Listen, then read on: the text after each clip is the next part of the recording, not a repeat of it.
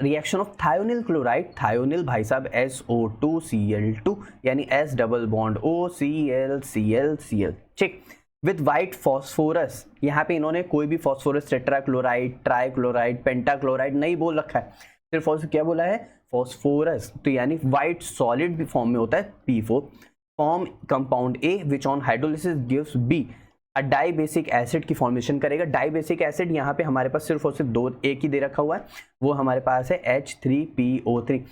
अच्छा, बहुत से बच्चे सोचते हैं कि ये जो H3PO3 है एक ट्राई बेसिक एसिड है, क्योंकि यहाँ पे 3H प्लस है, 3H प्लस है तो ट्राई बेसिक एसिड हो जाना चाहिए, लेकिन ऐसा नहीं है, क्योंकि स्ट्रक्चर बनाओ जरा, ये इस तरह, इस तरह, इस तरह, कितने O हैं, 3 O हो गए। अब हाइड्रोजन कितने चाहिए, 3 और एक रहे 3।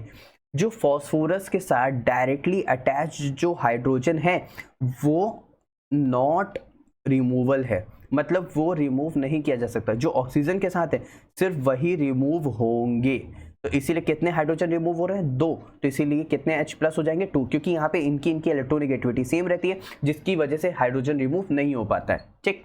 अच्छा, तो यहाँ पे इतनी बात हमें क्लियर हो गई, ये हमें इसके बारे में पता चल गया। अब हम लोग जानते हैं कि यहाँ से इसका बनेगा क्या, तो हमारे पास फॉस्फोरस रहेगा, SOCl2 रहेगा, यहाँ से हमारे पास PCl3 बनेगा, SO2 बनेगा, और हमारे पास S2Cl2 बनेगा। क्या बनेगा, S2Cl2। S2Cl2 ये बहुत अच्छी मतलब फॉर्मेशन रहती है इसकी, इसको बोलते हैं डायसल्फर डाइक्लोराइड या सल्फर मोनोक्लोराइड, ठीक। तो यहाँ से ये हमारी जो फॉर्मेशन करती है, हमारी मस्टर्ड गैस बनाने में फॉर्मेशन करती है। बता देते हैं मस्टर्ड गैस का कि ये हमारे पास बनती है इथीन की मदद से, इथीन प्लस S2Cl2, जिसकी वजह से मस्टर्ड गैस की फॉर्मेशन होती है। खैर, ठीक, बाकी बचा PCl3 का हमें हाइड्रोलिसिस करना है। हाइड्रोलिसिस करने पे यहाँ से हमारे पास H3PO3 बनता है और बाकी बचा हमारे पास HCl निकल जाता है। अब तुमको एक बात यहाँ से ध्यान रखनी है कि अगर हमारे पास इसी की जगह हमारे पास एल्कोहल होता ROH, तो यहाँ से H की जगह हमारे पास R लगा होता, यानी एल्काइल हैलाइड की फॉर्मेशन करता है, और PCl5 PCl3 SOCl2 alkyl halide की फॉर्मेशन करने के लिए ही बने हैं। मतलब कहने का हमारे पास जैसे एल्कोहल है, एल्कोहल है, एल्कोहल है, ठीक, इसकी रिएक्शन अगर हम लोग PCl5 के साथ करा रहे हैं, इसकी रिएक्शन PCl3 के साथ करा रहे हैं, इसकी रिएक्शन SOCl2 के साथ करा रहे हैं, तब भी यहाँ पे RCl और यहाँ पे RCl बनेगा। लेकिन बस खाली ध्यान रखना है, PCl3 के साथ यहाँ हमारे पास H3PO3 निकलता है, PCl5 के साथ हमारे पास POCl3 निकलता है, इसके साथ हमारे पास SO2 और HCl निकलता है।